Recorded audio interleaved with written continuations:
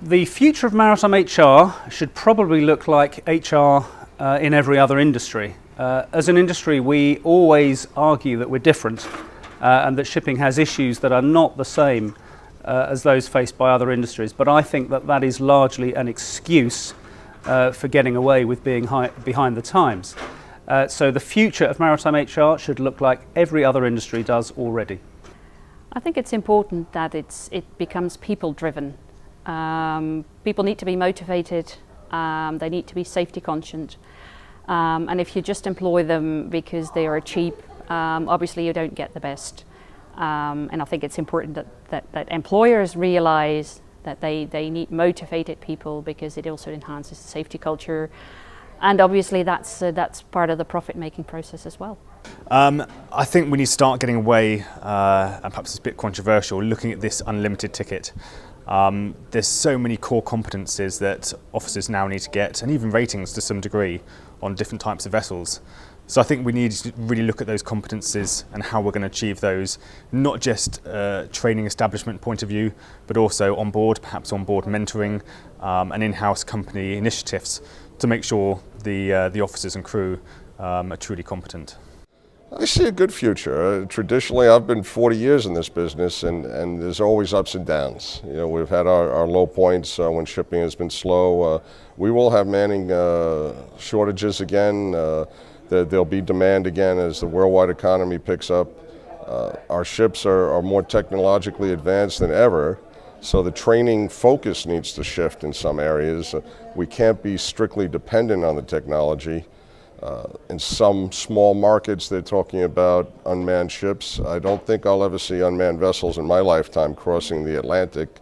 No shipper wants to put their millions of dollars of freight and cargo in a vessel and trust that it's going to show up on the other side of the ocean without the proper care and handling of qualified seafarers.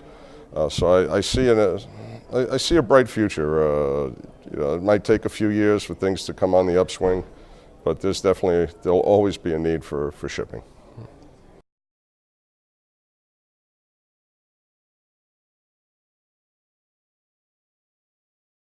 When we talk about using technology in shipping, we often focus on ship-to-shore communications, safety systems, and all of that. And of course, all of that's really important. But what we now have today in our everyday lives is access to apps and software that has just completely transformed our lives and our kids' lives. And I think we need to start looking at some of that for shipping. I, for one, have just come out of a session that was talking about how to measure competence and how to understand which seafarers are the good seafarers. And I'm absolutely convinced that some kind of ongoing 360-degree appraisal app should be used in shipping, such that when seafarers sign on and sign off of vessels, they're prompted to evaluate the people they've been at sea with, those above them, those below them, so that we have an ongoing, if you like, eBay-style star rating system for people. I know it's fraught with difficulties and we'd need to overcome those, but the technology exists to enable us to do that today. To best use technology, I think, is to make a system to check, let's say, what the human is doing and report where the system identifies where things potentially could go wrong. We all know humans make errors, but if you over-rely on technology, it's also likely that you're going to make mistakes, that you're going to miss information. So if both of them have worked together, I think that's the best use of technology. I think there's lots of ways. If we look at the moment in training, there's a lot more e-platforms coming out. So there's a lot more things like apps, and these are accessible to seafarers both ashore and on board, which is revolutionised training really. I think another aspect, if we look at things like simulators, they're getting a lot more realistic. So we're able to do a lot more competency-based training and assessment in quite a safe environment, but still putting the seafarers in quite a pressurised environment. Progression, where in terms of training, there's plenty of distance learning and things you can do really better than you used to be able to do with technology. You know, when I was a cadet you did a correspondence course and it went in the post, and you had to wait for it to be posted from Hong Kong back to the college, and then a period of weeks and months would elapse before you found out how you did. Now that's almost instantaneous. You do your work and scan it, email it.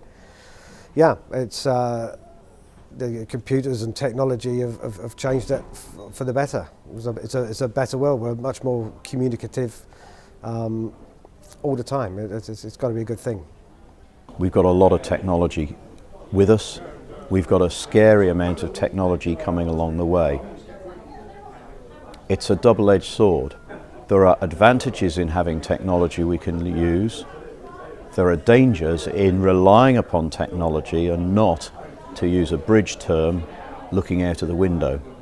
So there is technology we can use. We at Solent University are undertaking research into unmanned ships and remote control of ships in ports. But we've got to do it with our eyes open so that we see that those ships are still going to be safe.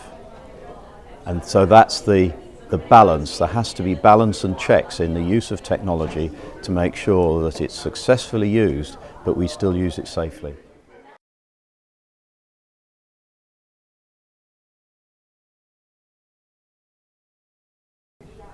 For young people, I think it's important they still regard it as a challenge. Everybody knows shipping changed over the years. It's rapidly in and out of port.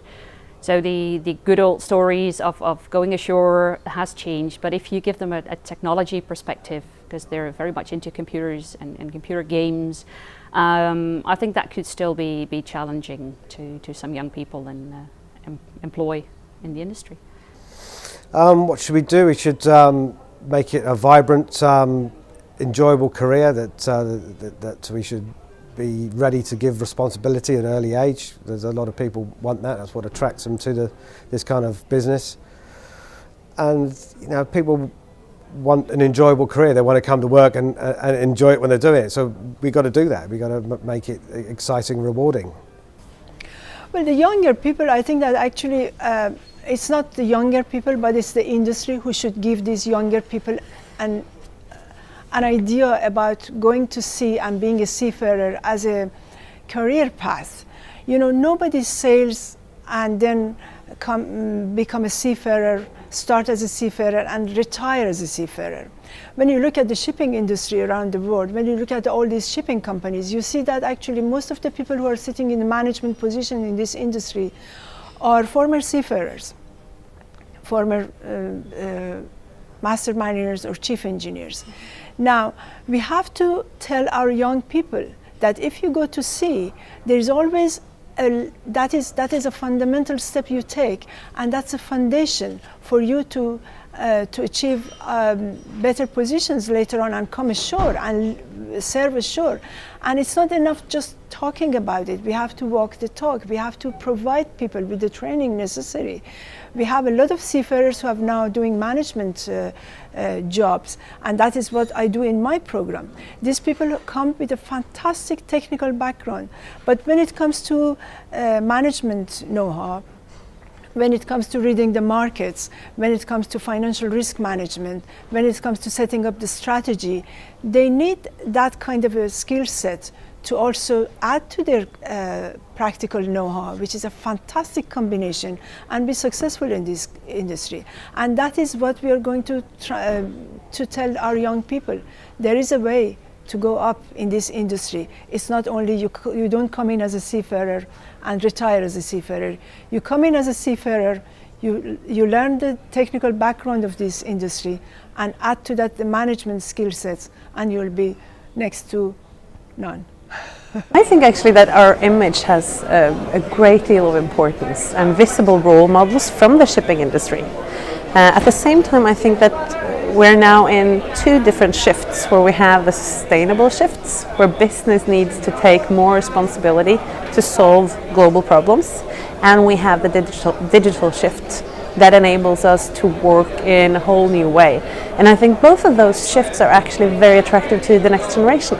So I think that if we manage to highlight and emphasize that we are moving in a different direction now, and also pushing forward some good role models for the industry that represent some different stereotypes than the one we usually see in the media. I think that's actually a great, big, important part of that job of recruiting the right set of talents for the future.